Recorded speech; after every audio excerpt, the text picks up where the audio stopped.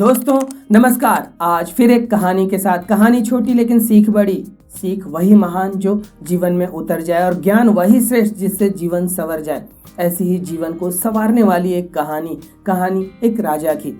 राजा ईश्वर का महाभक्त, पूरे समर्पण के साथ वह ईश्वर भक्ति किया करता। उसे अपने प्रजा से भी बहुत प्यार था और उसके राज्य में सब कुछ बढ़िया था। उसने प्रजा के लिए सब सुख सुविधाएं, सारी चीज मुहैया कराई थी। उनकी प्रजा बहुत ही खुश थी। उसकी भक्ति भाव से, उसके पूजा पाठ से, उसके तप से प्रसन्न होकर एक दिन ईश्वर ने उसे दर्शन दिया और कहा कि हे राजन, मैं तुम्हारी भक्ति से, तुम्हारे कार्य से, तुम्हारे कर्म से, तुम्हारे चरित्र से बहुत ही प्रसन्न हुआ। अब वर मांगो, क्या चाहते हो तुम। अब राजा को प्रजा के सिवा और कुछ दिखता ही नहीं था। वह पूरे समर्पण के साथ प्रजा की भलाई के लिए ही काम किया करता था। तब उसने कहा कि हे प्रभु, मुझे तो कुछ भी नहीं चाहिए, आपका दिया हुआ सब कुछ है मेरे पास किसी चीज की कमी ही नहीं है।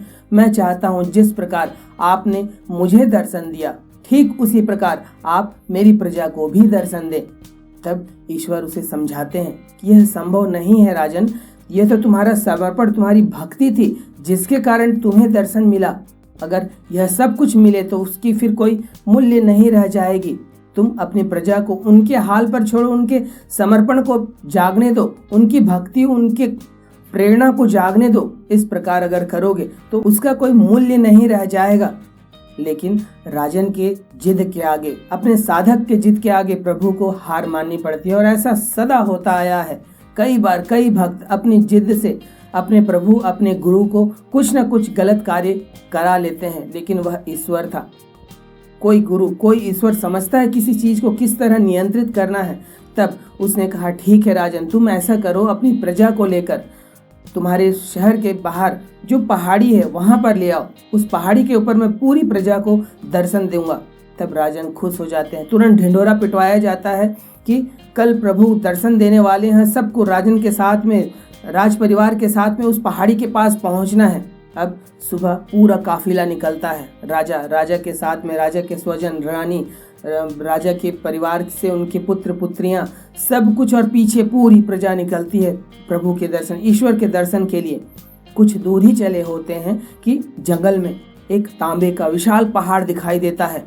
अब जो लोग गरीब थे, गरीबी में जीवन यापन कर रहे थे, वे तांबे का पहाड़ देखकर आधे लोग तो उधर भागने लगते हैं। तब राजन समझाते हैं कि ऐसा न करो, प्रभु वहां दर्शन देने वाले हैं, तुम इस तांबे के सिक्के के पहाड़ का लालच लोग छोड़ो और उस पहाड़ी पर चलो।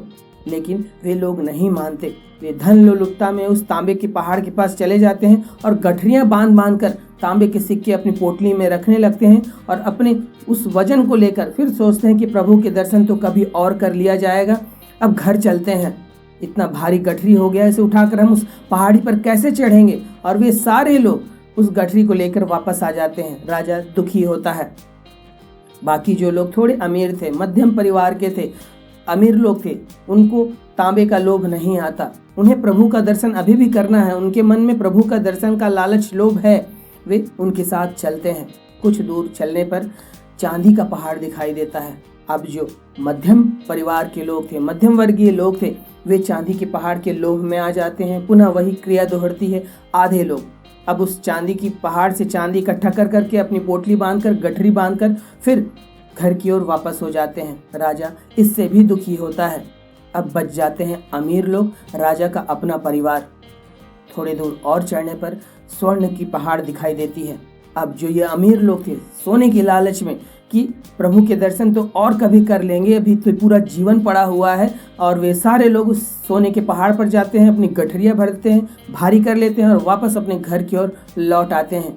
बच जाता है राज परिवार और रानी के साथ वार्तालाप करते हुए राजा रानी को समझाते भी हैं, देखो ये किस तरह प्रभु किसको मिल जाए, साक्षात प्रभु के दर्शन मिल जाए, उसे तो सब कुछ मिल जाता है। और यह लोग हैं, यह जो मूर्ख लोग हैं, यह भौतिक चीजों के पीछे भागकर प्रभु को छोड़ रहे हैं। उनके साथ सुर मिलाते हुए रानी भी हाँ में हाँ मिलाती है कि आप ठीक कह रहे हैं, यह सारे लोग मूर्ख हैं, यह नहीं जानते कि प्रभु की मौजूदगी क्या होती है। कुछ दूर चलने पर अब हीरे से चमचमाती हुई, हीरे जड़ित हारों का पहाड़ दिखाई देता है। अब उस हीरो और उस हीरो के माला की पहाड़ को देखकर रानी खुद लोभ पर आ जाती है। अब रानी अपने पुत्र पुत्रियों को कहती है कि चलो इसे गठरी बांधते हैं। पुत्र पुत्री उनके साथ उस हीरे के पहाड़ को देखकर वे भी आश्चर्यचकित हो जाते हैं कि अरे इतने बहुमूल्य हीरे जवाहरात, इससे तो हमारा राज परिवार का खजाना बहुत बढ़ जाएगा। और वे पूरे रथ को लेकर रथ भर भर कर उस हीरे जवाहरात से बड़े हार को भरते हैं। रानी तो पहनने लगती, जितना पहन सकती है पहनती है, उतने पर भी उसका लालच नहीं बढ़ता। वह साड़ी की पल्लू पर उस हीरे के हार को बांधने लगती है, जिसके कारण उसका साड़ी भारी हो जाता है और उसके शरीर से वह साड़ी निकलने लगती है। राजा यह स्थिति देखकर उसे बहुत विरक्ति होती है। वह सोचता है कि अभी कुछ देर पहले यह रानी सीख दे रही थी, ज्ञान दे रही थी, समझाइश दे रही थी, और अब वह भी उसी लोभ में पड़ रही है। उसे बहुत ग्लानि होती है, बहुत विरक्ति आती है। तब उसे ईश्वर की बात याद आती है कि ईश्वर ने सही ही कहा था कि किसी भी प्रभु को पाने के लिए, किसी भी चीज को पाने के लिए उसका समर्पण आवश्यक है। तब वह अकेले ही उस पहाड़ी पर चलता है। वहाँ प्रभु ईश्वर मुस्कुराते हुए उसका इंतजार करते हैं और कहते हैं कि राजन, कहाँ है तुम्हारी प्रजा? मैं तो बहुत देर से उसकी प्रतीक्षा कर रहा हूँ कि तुम्हारी प्रजा से मिलूं। राजा बहुत शर्मिंदा होता है और ईश्वर से माफी मांगता है और कहता है कि प्रभु, आपने ठीक कहा था कि व्यक्ति का समर्पण ही उसे ईश्वर तक मिला सकता है। तब ईश्वर उसे समझाते हैं कि राजन, तुम मेरे प्रेम में हो, मेरे प्रेम में आकर उस भक्ति को तुमने प्रेम का रूप दे दिया है और उस प्रेम में आकर तुमने मुझे पाया, और मुझे पाने का यही एक उपाय है। जब तक कोई मेरे प्रेम में नहीं पड़ेगा या किसी भी चीज के प्रेम में नहीं पड़ेगा, उसके लिए पूर्ण समर्पण नहीं देगा, वह आधा अधूरा ही रह जाएगा। पूर्ण समर्पण मतलब पूर्ण समर्पण ही होता है। और तुम्हारा समर्पण, तुम्हारा जो चरित्र था वह पूर्ण समर्पण था, जिसके कारण मैंने तुम्हें दर्शन दिया। यह जो तुम्हारी प्रजा थी, यह तुम्हारे स्वजन, जिसे तुम अपनी अर्धांगिनी समझते हो, तुम्हारी पत्नी महारानी, वह तक तुम्हारे समर्पण को नहीं समझ सकती, वहां तक नहीं पहुंच सकती। उसके लिए उसे अपना समर्पण करना होगा, उसे उस प्रेम में आना होगा, तब कहीं जाकर वह भी मुझे पा सकती है। यह तुम्हारा ही समर्पण था जो तुम मुझे पा सके। दोस्तों, छोटी सी कहानी, और यह हमें यही सीख दिखाती है कि केवल ईश्वर तपस्या करना ही, ईश्वर को पाना ही इस कहानी की सीख नहीं है कि आप तपस्या करने बैठ गए और ईश्वर को पाना चाहते हैं। ईश्वर अर्थात क्या? ईश्वर अर्थात शुभ ऊर्जा, जिससे हमें सुख मिले, जिससे हमें आनंद मिले, सच्चिदानंद मिले।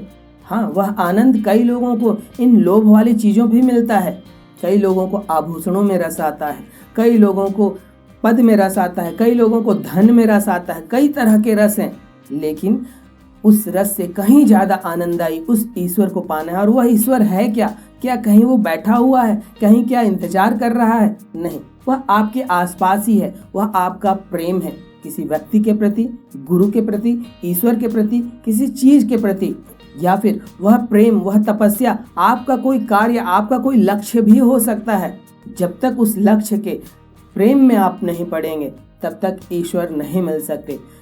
तो जब तक वह भक्ति प्रेम तुल्य नहीं हो जाती, जहाँ पर आप रहते ही नहीं हैं, तब तक ईश्वर नहीं मिल सकते। यही कारण है कि कई लोग धर्म का, पूजा पाठ का आडंबर ही करते रह जाते हैं। उन्हें ईश्वर से कोई प्रेम नहीं होता है, ईश्वर पाने की उनकी लालसा नहीं होती। वे तो अनिष्ट से बचने के लिए या अपने कुछ काम कराने के लिए 20 रुपए, 40 रुपए से लेकर हजारों करोड़ों रुपए की रिश्वत दिया करते हैं, और ऐसा रिश्वत देकर सोचते हैं कि प्रभु प्रसन्न हो जाएगा। ऐसा बिल्कुल भी नहीं है। ईश्वर केवल और केवल आपका समर्पण और आपका चरित्र, आपकी नीयत देखता है, उसके अनुसार ही प्रतिफल देता है। और अगर वह समर्पण उसके लायक नहीं है, जब तक उसको नहीं लगता कि यह समर्पण पूर्ण है, तब तक वह दर्शन भी नहीं देता।